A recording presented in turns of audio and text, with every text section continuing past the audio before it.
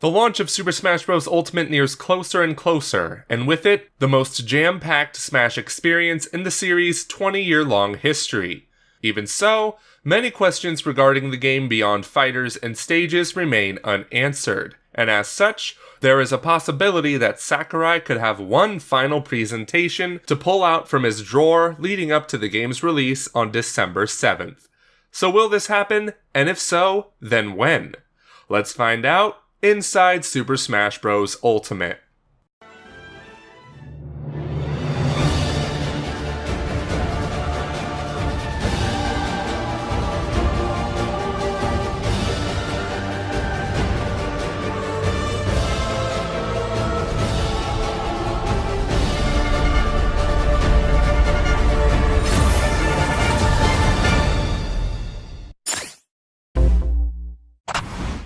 Isabelle from Animal Crossing in Super Smash Bros. Ultimate and the new Smash Nintendo Switch System Bundle that will be available in November. That was all of the new information regarding the game during the September Nintendo Direct. On one side, it is good that this Direct wasn't dominated by Smash as it gave room for other titles to shine. Still, we know there is more details left to be shared regarding Ultimate, and as such, we should expect a Super Smash Bros. Dedicated presentation or Direct in late October after Styling Battle for Atlas, or one of the Thursdays in November. It will probably be another 50 Facts Extravaganza style video similarly to the one for Super Smash Bros. For Wii U in late 2014. This presentation took place a few weeks after the launch of Super Smash Bros. For 3DS, exactly 1 month prior to the premiere of Super Smash Bros. For Wii U.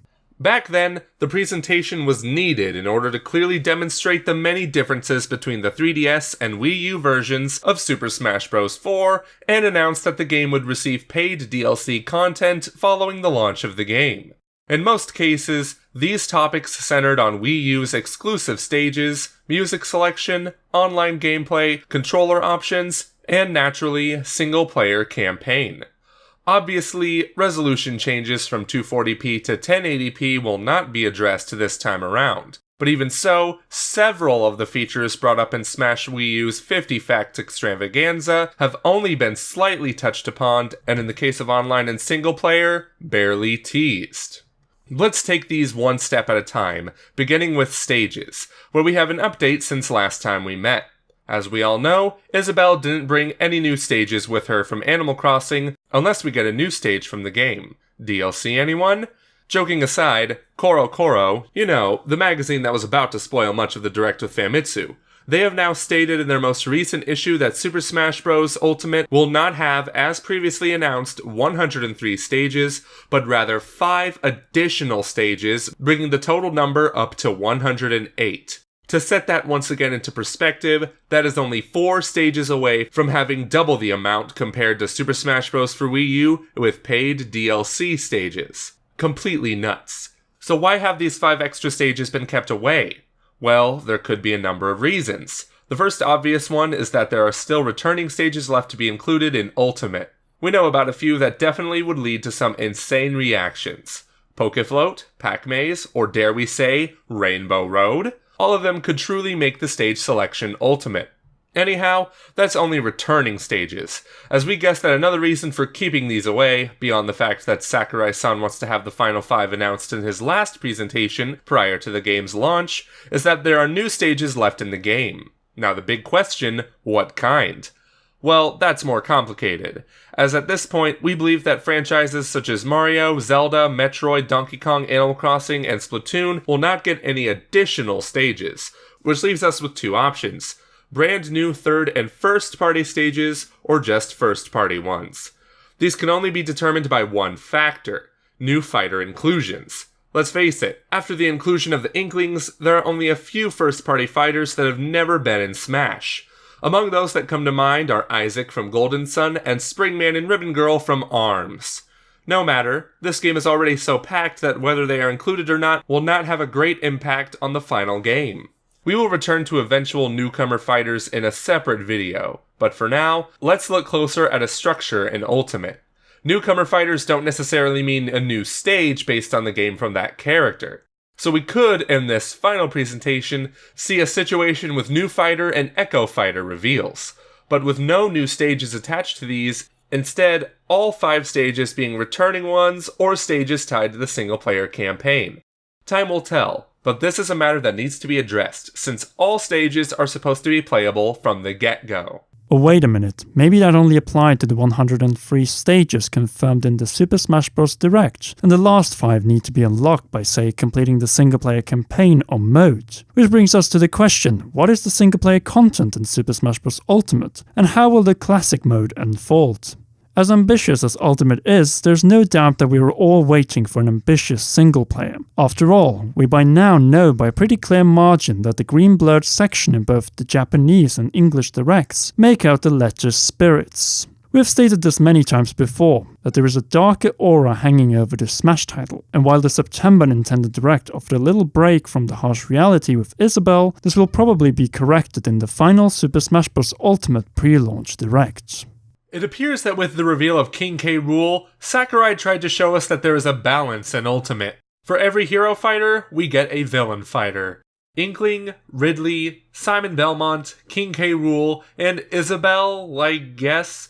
This entire pattern is leading up to something greater. But what? A new subspace-like campaign. Maybe not as ambitious, but with a straightforward purpose where the growing cast of villains teams up to take out certain heroes for Dracula, or whatever. It's not like the story in the single player will be very deep or have any thought-provoking themes. Judging by the Smash Ultimate roster, the villains are heavily outnumbered, and it won't be surprising if we see more villains revealed in a pre-launch Super Smash Bros. Direct craving for some spirits.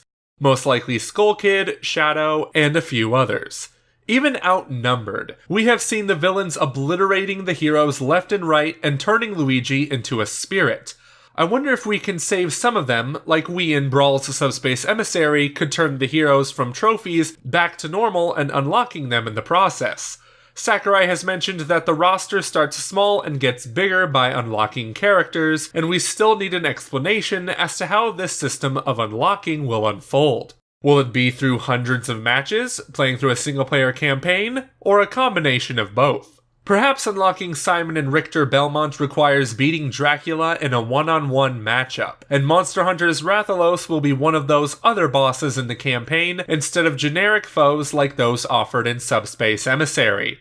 Even so, don't be surprised if we, in the Direct or in the campaign itself, face Hades, Dr. Eggman, or even Sephiroth from Final Fantasy VII, as boss-exclusive characters can exist in Ultimate, just like Subspace Emissary had Petey Piranha, Rayquaza, Porky Minch, Ridley, and many more. In other words, we need another Super Smash Bros. Direct to get clarification on if the Spirits mode will either be a combination of adventure mode-like stages with boss battles, or only a boss mode against foes like Count Dracula, Rathalos, and playable villain fighters such as Ganondorf and his Dark Beast Final Smash form, Bowser and his Giga Bowser Final Smash form, Ridley, King K. Rool, etc., etc. The single player is hidden behind the green blurred section of the main menu. But what about the side menus with trophy rooms, minigames and more? It is definitely worth an overview, as what we saw of the menu was only the opening screen and parts of the Smash submenu. Or if you prefer, a tease for a proper overview of the game outside of regular multiplayer Smash. We're naturally referencing to the other submenus, Games and More, Vault, and last but not least, Online. So let's take a rapid fire on these, and what needs to be detailed in a second Super Smash Bros. Direct. Beginning with Games and More, which just like in the Wii U version of the game, will most likely include a stadium category with both new and returning minigames like Break the Targets, the Classic mode, All-Star mode, and hopefully the returning special orders with Master and Crazy Hand, and Stage Builder.